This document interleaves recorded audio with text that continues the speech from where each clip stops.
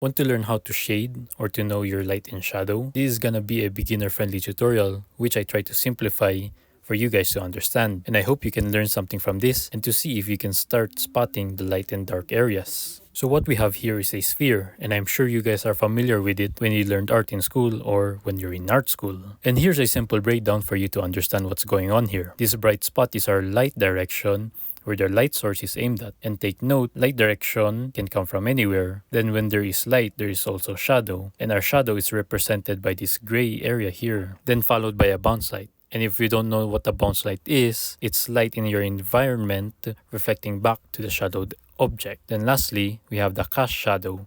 It's the dark shape that appears when the object blocks the light source. Now, we're done with how lighting works. The first step is to find a good reference. Here we have a couple of references, and you can clearly see the separation of the light and dark areas, or the light and shadow. So copying the outline of the shadow,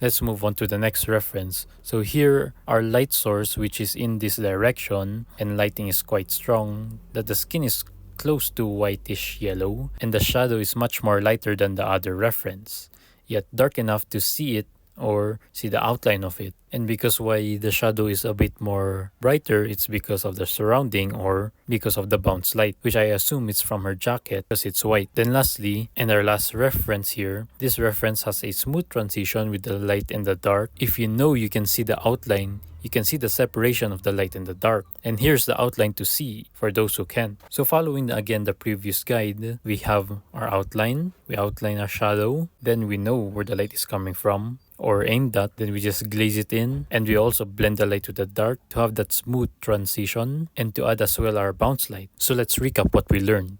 First, find your light source. Second, find where the line where the shadow and the light meets. Third, light hits back from your surroundings. So that's all in this video, and I hope you guys managed to learn something from it at least, because I tried simplifying it as much as possible and to make it easy for you to understand the process. And if you don't, I'll find you.